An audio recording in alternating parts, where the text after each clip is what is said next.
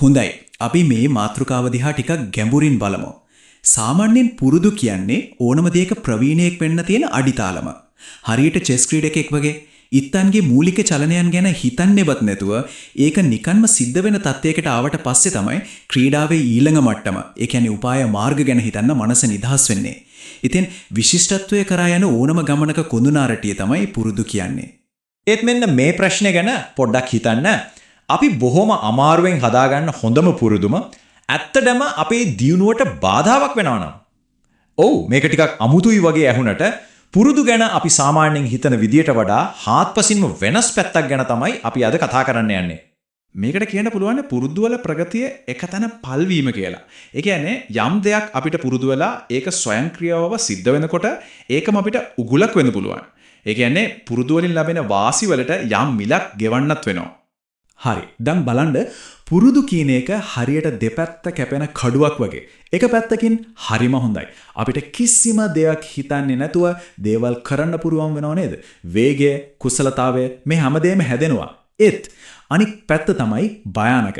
අපි ඒ විදියට ස්වයංක්‍රීය වෙනකොට අපි කරන පොඩි වැරදි අපිට පේන්නේ නැතුව යනවා. ලැබෙන ෆීඩ්බැක්, ඒ කියන්නේ ප්‍රතිචාර වලට අපි එච්චර සංවේදී වෙන්නෙත් නැහැ. ඉතින් මෙතන දින වැදගත්ම කාරණේ තමයි මේ. නිකම්ම අත්දැකීම් ලැබෙන එකයි ඇත්තටම විශේෂඥයෙක් වෙන එකයි කියන්නේ සම්පූර්ණයෙන්ම දෙකක්. මෙන්න මේක තමයි කතාවේ හරය. අපි ගොඩක් වෙලාවට හිතාගෙන ඉන්නේ අත්දැකීම් ලබන නිසා අපි දවසින් දවස දියුණු වෙනවා කියලා. ඒත් ඇත්තටම වෙන්නේ මොකද්ද? අපි අපේ දැනට තියෙන පුරුදු තව තවත් ශක්තිමත් කරන එක විතරයි. ඒවා වැඩි දියුණු කරන එක නෙවෙයි.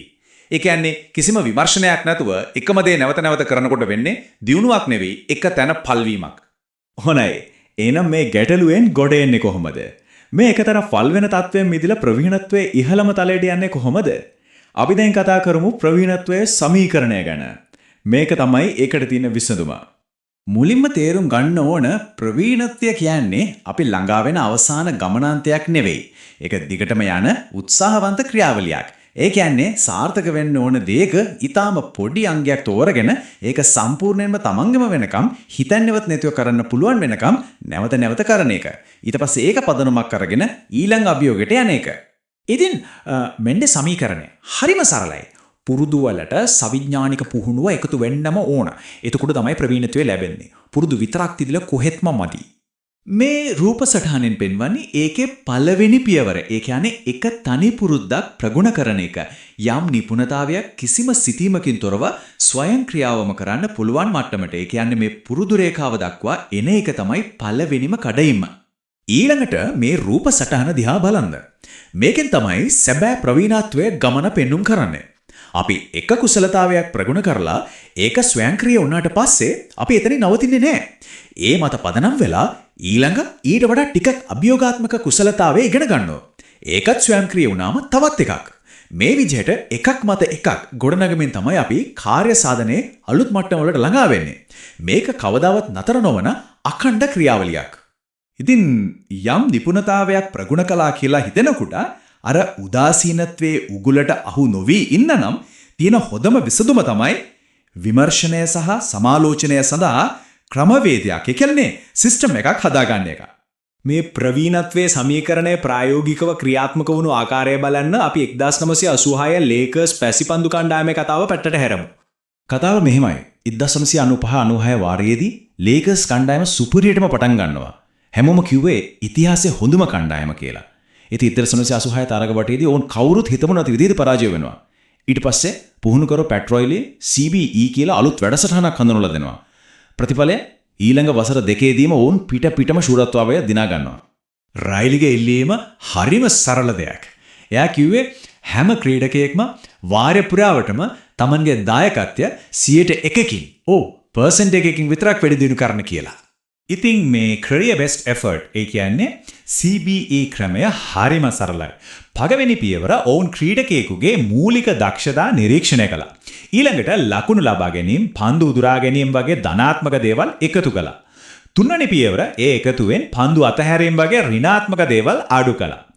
අවසාන පියවර විදිහට මේ ලැබෙන අගය ක්‍රීඩා කල මිනිත්තු ගණනින් බෙදලා එකේ ක්‍රීඩකයාට පුද්ගලික ලකුණක් ලබා දුන්නා.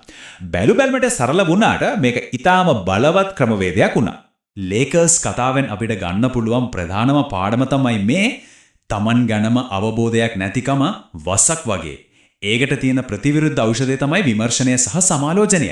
ඒ කියන්නේ වෛශායිකව තමන්වම ඇගීමේ තියෙන බලය. හොඳයි. අපි දැන් කුසලතාවලින් පොඩ්ඩක් එහාට ගිහින් මනෝවිද්‍යාත්මක පැත්තක් ගැන, ඒ කියන්නේ අපේ අනන්‍යතාවය ගැන කතා කරමු. ස්ථාවර අනන්‍යතාවයක උගලට හසු නොවෙන්න හැටි බලමු. මෙතන තියෙන ප්‍රධානම ගැටලුව තමයි මේ අපි යම් අනන්‍යතාවයකට, ඒ කියන්නේ මම මෙහෙම කෙනෙක් කියන අදහසට තදින් ඇලී සිටින තරමට ඒන් එහාට වර්ධනය වීම හරිම අමාරු වෙනවා. ඒ අනන්‍යතාවය එක්කෙන අභිමානය අපේ දුර්වලතා පිළිගන්නත් සැබෑ ලෙසම වර්ධනය වෙන්නත් බාධාවක් වෙන්න පුරුවන්. මේකට උදාහරණ අපේ වටේ ඕන තරම් තියෙනවා නේද? අලුත් ඉගැන්වීම් ක්‍රම දිහා බලන්නේවත් නැති ගුරුවරයා හැමදේම මගේ විදියට කරන්න ඕන කියන කලමනාකරු තරුණ සගයන්ගේ අදහස් පැත්තකට දාන ශල්‍ය වෛද්‍යවරයා මේ හැමෝම ඇත්තටම තමන්ගේම අනන්‍යතාවයක හිර වෙලා ඉන්නේ. ඉතින් මේකට විසඳුම මොකද්ද? ප්‍රසිද්ධ ආයෝජකයෙක් වන පෝල් ග්‍රැහැම් කියන විදිහට තමන්ගේ අනන්‍යතාවය කුඩාවට තියාගන්න. ඒ කියන්නේ එකම එක විශ්වාසයක් තමන් කවුද කියන එකේ විශාල කොටසක් වෙන්න ඉඩ දෙන්න එපා කියන එක. මේ බලන්න. මෙතන ඒ වෙනස පැහැදිලිව පෙන්නනවා. වම් පැත්තේ තියෙන්නේ ලේසියෙන්ම බිඳෙන අනන්‍යතාවයන්. උදාහරණයක් විදියට මම ක්‍රීඩකයෙක් හෝ මම ප්‍රධාන විධායක නිලධාරියා වගේ දේවල්. දකුණු පැත්තේ තියෙන්නේ ඊට වඩා නම්‍යශීලී අනන්‍යතාවයන්. මම ක්‍රීඩකයෙක් කියලා හිතනවට වඩා මම මානසිකව ශක්තිමත් ශාරීරික අභියෝගවලට කැමති කෙනෙක් කියලා හිතුවොත් ඒක කොච්චර වෙනස්ද? ඒ වගේම මම දක්ෂ සොල්දාතුවෙක් වෙනුවට මම විනයගරුක විශ්වාසවන්ත හොඳ කණ්ඩායම් ක්‍රීඩකයෙක් කියලා හිතන්න පුරුවන්. මේ තමයි භූමිකාව මත පදනම් වූ අනන්‍යතාවයකින් වටිනාකම් මත පදනම් වූ අනන්‍යතාවයකට මාරුවීම. අවසාන වශයෙන් මේ සම්පූර්ණ අදහසම කැටි කර දක්වන ලාවුට්සුගේ මෙම ගැඹුරු කියමනෙන් අපි මේ විග්‍රහය අවසන් කරමු. දැඩි සහ තද දේ බිඳී යනු ඇත. මෘදු සහ නැමෙන සුළු දේ ජය ගනු ඇත. ඒ ගැන මොහොතක් හිතන්න.